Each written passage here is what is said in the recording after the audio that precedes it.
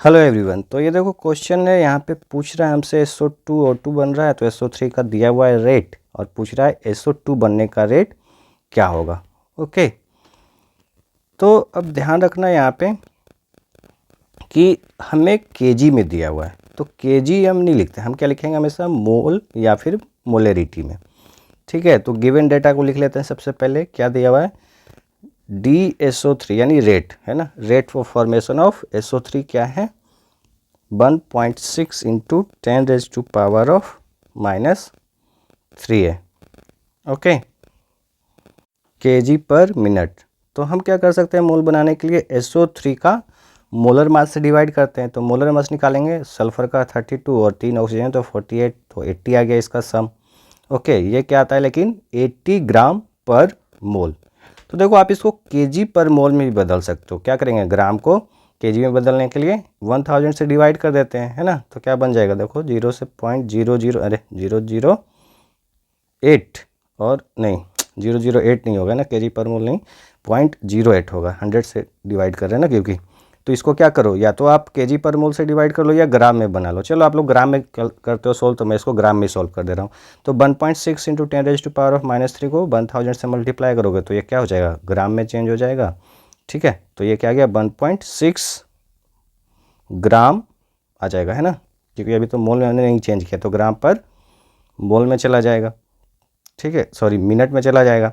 तो अब देखो यहाँ पे 4 अगर जो हम लोग लिखें क्या कन्वर्ट करने के लिए रेट इन मोल, तो हम लोग को क्या करना पड़ेगा, सिंपल है, मोलर मास से डिवाइड करना पड़ेगा। पढ़ा होगा आपने मोल कंसेप्ट में, है ना। मोलर मास से डिवाइड करते हैं किसी भी गिवन मास को ग्राम में, है ना, ग्राम वाले से, तो क्या बनता है, हाँ, मोल में। ओके, तो ये आपको पता ही होगा, बस डिवाइड कर दो रेट को किससे, मोलर मास से, तो क्या आ जाएगा 1.6।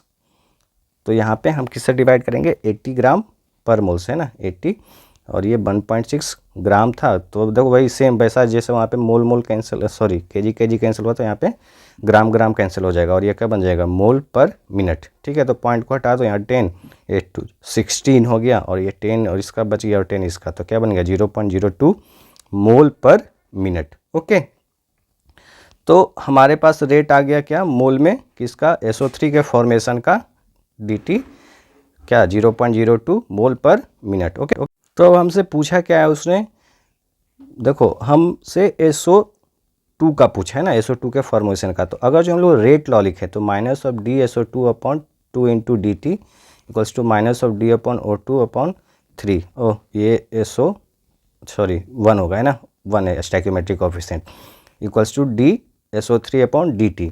ये हमेशा लिखोगे और 2 से डिवाइड होगा, है ना, क्योंकि स्टैइकोमेट्रिक कोएफिशिएंट क्या है यहाँ पे 1 नहीं है। तो जब भी 1 नहीं होगा तो सबसे पहले ये आप लिखना, भूल जाते हैं हम ये। ठीक है, ये रेट लॉ है, तो DSO2/dt होगा, है ना, रेट ऑफ इसका डिसोसिएशन बोल लो, या वो माइनस को मैं बस नहीं लिख रहा हूँ, वो माइनस सिर्फ और सिर्फ किसके लिए होता है, चलो लिख देता हूँ। तो यहाँ से 2 कैंसिल हो गया, तो यही क्या बन गया, उधर नहीं सिंबल इधर, हाँ, ये क्या बन गया, रेट ऑफ डिसोसिएशन बोल सकते हो, निगेटिव का मतलब, और ये फॉर्मेशन है ना SO3 का। निगेटिव साइन सिर्फ क्या बताता है, डिसोसिएशन और एसोसिएशन, है ना, या रिएक्टेंट और प्रोडक्ट को।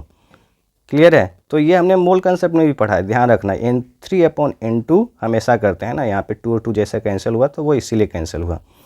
ठीक है, तो इसी तरह से निकालते हैं, अगर जो सेम मोल सेम स्टैइकोमेट्रिक कोएफिशिएंट है तो सेम फॉर्मेशन होता है। तो यही देखो बस SO2 इक्वल्स टू SO3 आ ही गया, हमने कैलकुलेट किया है मोल में, तो इस वैल्यू को यहाँ पे रख देते हैं। यही क्या हो गया, rate of dissociation of SO2 हो गया। ओके, लेकिन मोल पर मिनट में आया, पर हमारा जो ऑप्शन है वो किस में है, केजी में है, तो हम इसको क्या करेंगे, केजी में कन्वर्ट करना पड़ेगा।